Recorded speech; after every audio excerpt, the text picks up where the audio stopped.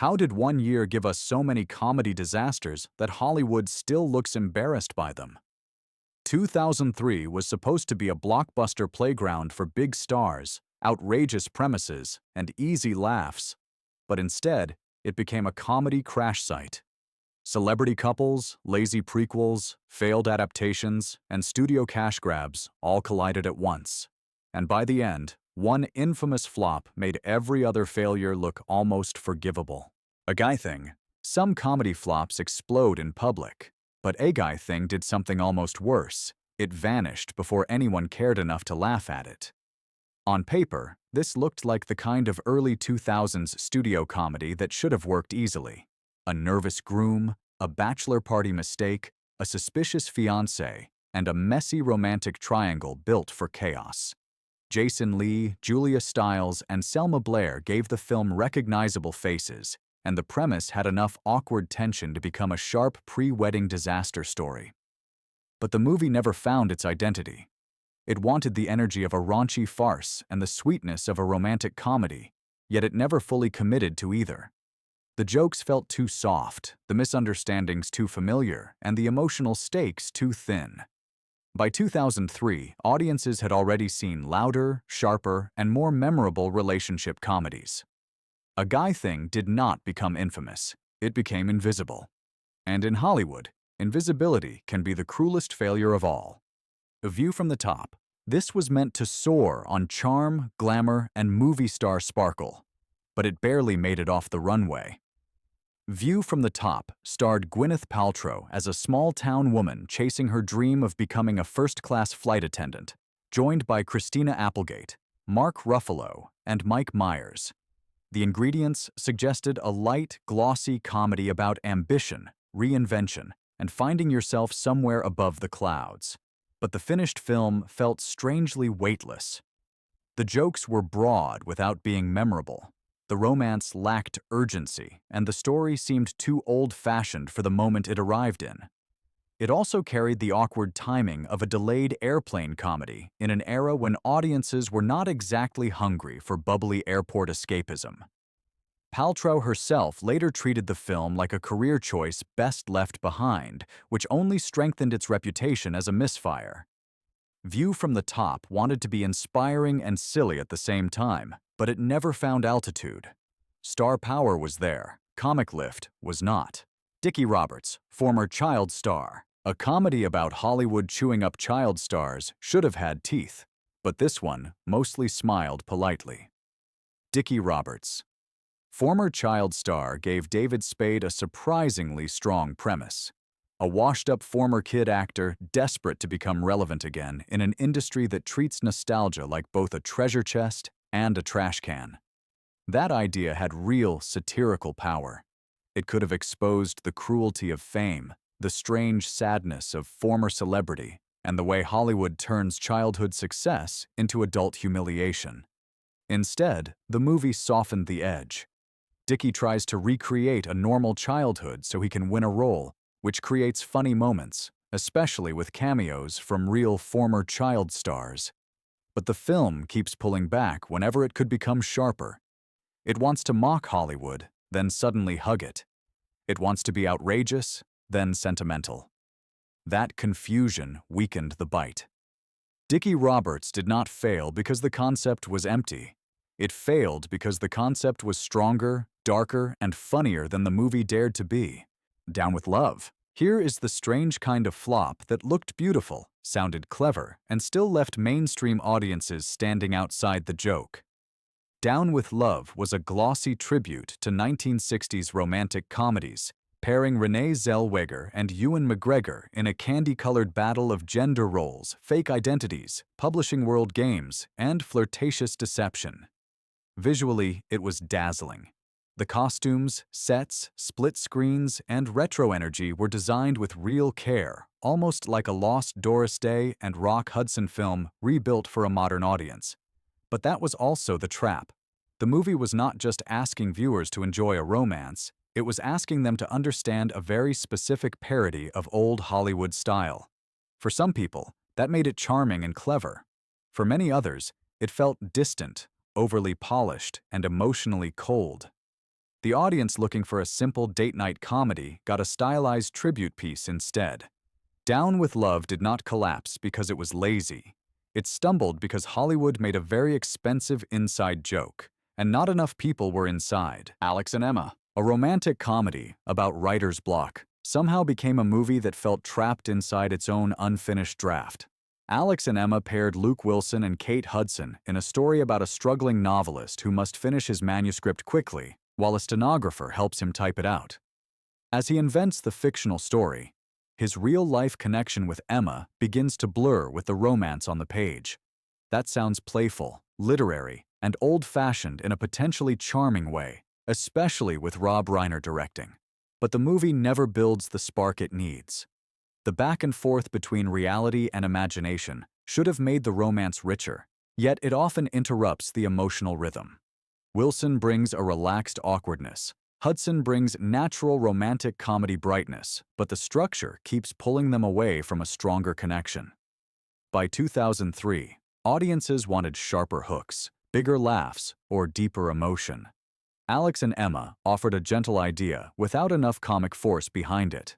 Its failure feels frustrating because the ingredients were not terrible. They were simply arranged into something too soft to leave a mark. The In-Laws. Remaking a beloved comedy is already dangerous, but remaking it without a fresh reason can turn nostalgia into evidence against you. The In-Laws teamed Michael Douglas and Albert Brooks in a modern version of the classic 1979 comedy, built around a nervous, ordinary man dragged into dangerous chaos by his future relative. The setup still had promise. Family anxiety mixed with spy movie madness can create great comedy, and Douglas had the smooth confidence to play reckless while Brooks had the anxious timing to play overwhelmed. But the remake never caught the spark of the original. Instead of loose, escalating panic, it leaned into familiar action comedy beats, broad misunderstandings, and polished studio noise. The film was not exactly unbearable, which may be why it disappeared so quietly. It looked professional, it had stars, it had a recognizable title, but nothing about it felt necessary. Audiences had fresher options, and fans of the original had little reason to prefer this version. The In-Laws became a clean example of a remake problem. Sometimes Hollywood does not revive a classic. It simply reminds everyone why the classic worked better. Hollywood Homicide, a buddy cop comedy with Harrison Ford, should have felt like an easy win. But Hollywood Homicide somehow turned star power into confusion. The film paired Ford with Josh Hartnett as two Los Angeles detectives investigating a murder tied to the music industry, while both men were distracted by strange side hustles. One was chasing real estate deals, the other wanted to act, and the movie tried to mix police work, celebrity satire, action scenes, and workplace comedy into one slick package. That mix should have created personality, but instead, it made the film feel pulled in too many directions. Ford brought old-school seriousness, but the script kept pushing him into jokes that rarely landed with force. Hartnett had early 2000s heat, yet the partnership never developed the comic spark needed for a great buddy movie. There were chases, gunfights, industry jokes, and Hollywood chaos, but very little that stuck. Hollywood Homicide failed because it proved a painful truth. Big names can open curiosity, but they cannot manufacture chemistry. Looney Tunes, back in action. This should have been a comeback party for cartoon royalty, but instead, it proved even legends can be trapped inside the wrong movie. Looney Tunes, back in action brought Bugs Bunny, Daffy Duck, Brendan Fraser, Jenna Elfman, Steve Martin, and a storm of animated chaos into a live-action adventure built on nostalgia and studio confidence. The idea sounded bulletproof. Revive classic Looney Tunes madness for a new generation, mix it with Hollywood satire, spy movie parody, and big family-friendly energy. But Looney Tunes comedy depends on sharp timing, simple conflict, and wild imagination that feels effortless. This film often buried that rhythm under a crowded plot, non-stop references, cameos, and noisy set pieces. Bugs and Daffy still had flashes of that old brilliance, but the movie around them kept trying too hard to prove it was clever. Audiences did not reject these characters, they rejected the packaging. Looney Tunes. Back in Action failed because Hollywood confused beloved icons with an automatic hit and learned nostalgia still needs discipline. Duplex, a nightmare apartment, a sweet old tenant, and two increasingly desperate newlyweds. Duplex had the ingredients for a wicked comedy, but the joke became exhausting. Ben Stiller and Drew Barrymore played a couple who think they have found the perfect New York home, only to discover that their upstairs neighbor makes peace impossible. The setup had real promise because it tapped into something relatable. The dream home turning into a trap. With Danny DeVito directing, the film clearly wanted a nasty edge, where polite frustration slowly curdles into outrageous behavior, but the tone was difficult to enjoy. The movie kept asking viewers to laugh as two likable people were pushed harder and harder by a tenant who always seemed to win. Instead of escalating into brilliant dark comedy, the story often repeated the same rhythm. The couple suffers, the tenant survives, and the frustration resets. Stiller and Barrymore had charm, but charm cannot survive endless irritation. Duplex failed because it crossed the line from uncomfortable comedy into audience fatigue. Boat Trip. Some comedies become outdated over time, but Boat Trip already felt behind the culture the moment it arrived. The film starred Cuba Gooding Jr. and Horatio Sanz as two straight men who accidentally end up on a gay cruise, and that premise basically told viewers where the jokes were heading. Instead of building clever character comedy or turning the situation into something surprising, the movie leaned heavily on panic, stereotypes, awkward reactions, and broad misunderstandings. Even in 2003, the humor felt lazy rather than daring. It treated identity as the punchline instead of finding sharper comedy in the characters themselves. That made the film feel less like a bold farce and more like a desperate studio gamble from another era. Gooding's presence made the failure even stranger because he had serious dramatic credibility, yet here he was, trapped in material that rarely gave him wit or dignity. Boat Trip did not fail because it was too outrageous. It failed because it was too obvious, too careless, and too late. The Cat in the Hat. This was not just a bad adaptation, it became the movie that made Hollywood rethink touching Dr. Seuss in live action. The Cat in the Hat put Mike Myers under heavy makeup as one of the most famous characters in children's literature, then surrounded him with giant sets, bright colors, loud jokes, and non-stop chaos. On the surface, it looked like a family event film. Recognizable brand, major star, wild visuals, and built-in nostalgia. But the magic of Dr. Seuss was always strange, gentle, rhythmic, and childlike in a very specific way. This movie replaced much of that feeling with frantic energy, adult-leaning jokes, crude humor, and a performance that often felt more like a sketch character than a magical visitor. The result confused families who expected whimsy and critics who saw noise where charm should have been.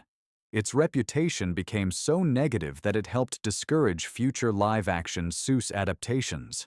The Cat in the Hat failed because it misunderstood the assignment completely. It made a children's classic feel loud, restless, and strangely uncomfortable. Dumb and Dumberer, When Harry Met Lloyd. Trying to recreate comedy lightning without the original Stormmakers was always dangerous, and this prequel proved it fast. Dumb and Dumberer, When Harry Met Lloyd arrived with a title designed to trigger instant nostalgia for one of the most quoted comedies of the 1990s. But the problem was obvious before the first joke landed. Jim Carrey and Jeff Daniels were gone, the original creative team was absent, and the oddball innocence that made Harry and Lloyd funny could not simply be copied. Instead of feeling like a clever origin story, the movie felt like a studio trying to manufacture a franchise out of an accident. The jokes were broader, the rhythm weaker, and the characters felt more like impressions than real comic personalities.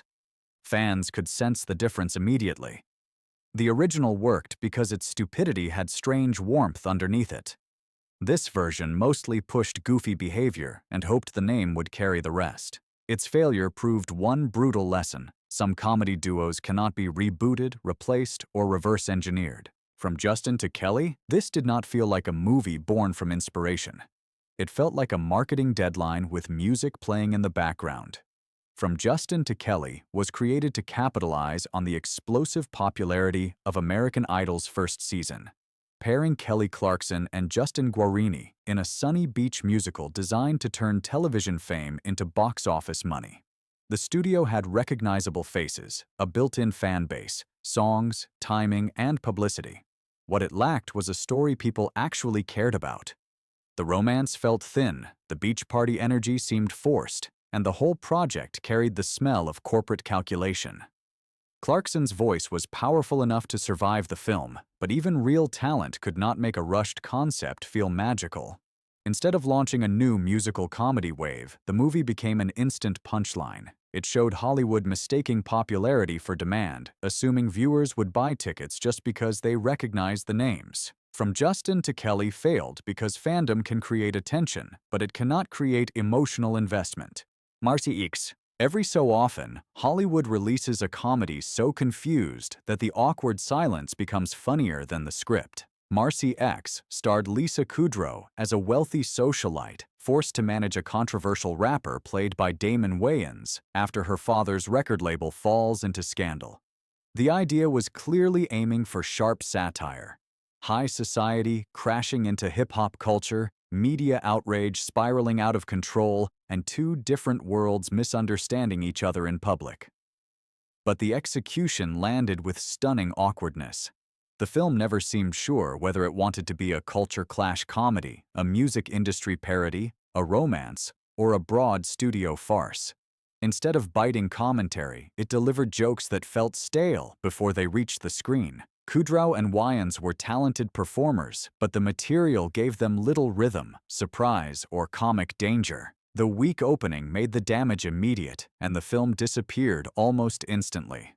Marcy X is remembered less as a cult failure and more as a baffling studio decision. Its biggest punchline was that it existed. Geely. Then came the comedy disaster so infamous it did not merely flop, it turned into a Hollywood warning sign. Giggly arrived surrounded by enormous media attention because Ben Affleck and Jennifer Lopez were not just co-stars. They were one of the most watched celebrity couples in the world. That kind of publicity should have been priceless. But the movie underneath the tabloid heat was in serious trouble. Originally shaped with darker comic elements, it was heavily reworked toward romantic comedy, leaving the final version feeling like two different films fighting for control. The tone wobbled, the dialogue became instantly mocked, and the real-life fascination around its stars did not become satisfying screen chemistry. Critics attacked hard, audiences stayed away, and the box office collapse became legendary. Giggly became bigger than an ordinary bad movie. It symbolized celebrity overexposure, studio panic, and the dangerous belief that publicity can replace quality. For years, its title became shorthand for disaster.